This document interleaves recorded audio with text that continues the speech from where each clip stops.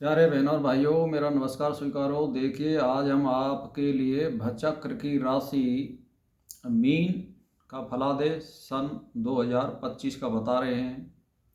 तो देखिए, मीन राशि का जो स्वामी है वो गुरु है और इसका जो नग है वो पुखराज है। इसका जो अंक है वो 3 है। स्वामी इसका गुरु है ये।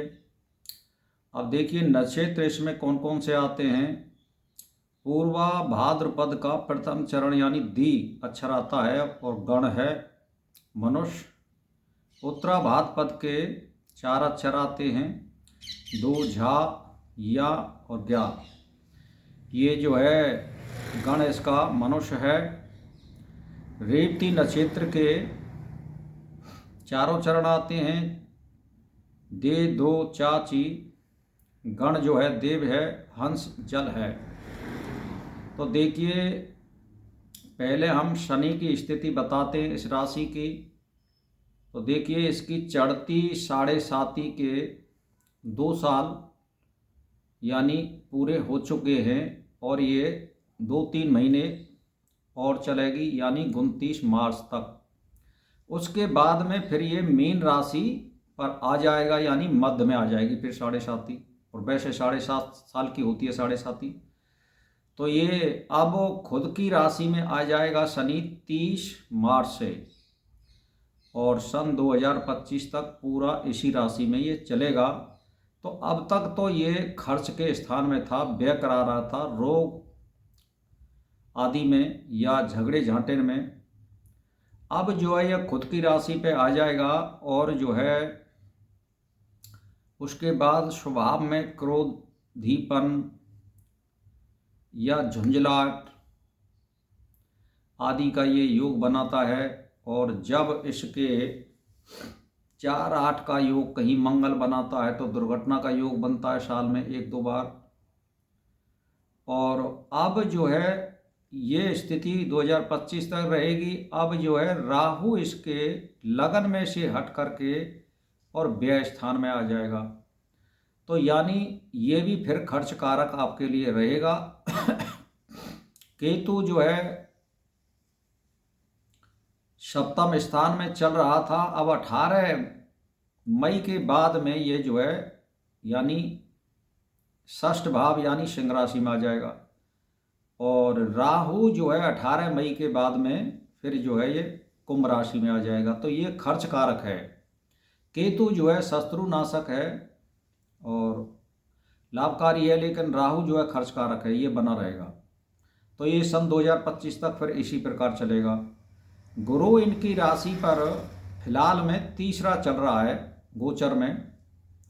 तो ये बहुत सही चल रहा है और तीसरा गुरु सही होता है, हर मामले में सही होता है। भाग्य स्थान में देख रहा है तो भाग्योदय करता है, लाभ कराता है, व्यवसाय और व्यापार में नौकरी में उन्नति देता है।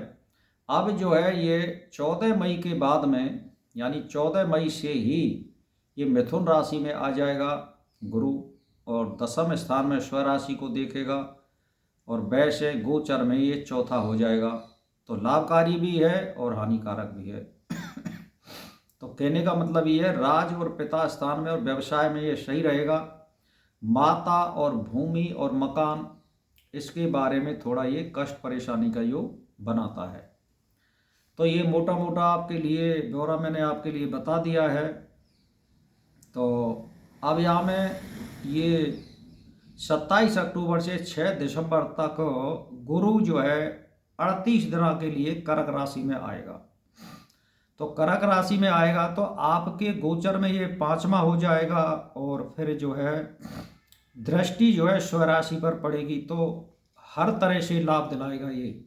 यानी 27 अक्टूबर से 6 दिसंबर के बीच सन 2025 में 38 दिनों के लिए ये कर्क राशि में आ रहा है। तो आपके लिए जो नवी दृष्टि है वो जो है स्वयं राशि को देखेगा गुरु और गोचर में 5वां है तो सबसे उन्नति का ये फायदा दिलाएगा। और समय पे यदि कोई वाहन लेना चाहते हैं या दुकान का व्यवसाय करना चाहते हैं या भूमि मकान आदि खरीदने का योग बनेगा, पद प्राप्ति का योग बनेगा, पद प्रतिष्ठा का योग बनेगा, अनायास काम बनेंगे उस समय पर। ये सारी प्राप्ति होगी। और यदि कोई परीक्षा दे रहा है तो विद्या से संबंधित सभी काम बनेंगे। तो ये इस राशि का फलादेश है। उपाय में इस राशि के लिए यह है कि देखिए कि आपको बृहस्पतिवार का व्रत रखें और भगवान विष्णु का ओम नमो भगवते वासुदेवाय का जाप करें। आप पीले कपड़ा पहने, आप ज़्यादा नहीं तो बृहस्पति को अवश्य पहने। और इसमें विशेष करके ये मनुष्य और देव समुदाय की राशि है ये मीन। इसमें सात्विक वृत्ति वाले सफल होते हैं, क्रोध स्वभाव वाले और मीट और मांस खाने वाले तो कभी सफल हो ही नहीं सकते हैं। जिन मनुष्यों की मीन राशि है और राशि के अनुसार जिन्होंने नाम रखवाया है, वे यदि कभी मीट और मांस या नशेबाजी करते हैं, व्यसनबाजी करते हैं, वो कभी इसमें सफल नहीं होते हैं। तो ये जो है शुद्ध और साफ आचरण वाले की राशि है, तो इसमें शुद्ध और साफ आचरण करने पर ही उन्नति होती है, अन्यथा नहीं होती है, वो गर्त में चला जाता है। तो भाई और बहनों, गाय सेवा करिए विशेष तौर से इस राशि वाले। और ज़्यादातर बृहस्पति को यदि अगर गाय सेवा करें तो बहुत ही उत्तम है। 11 को करिए और नित्य अगर मौका मिल जाए तो आप नित्य करिए।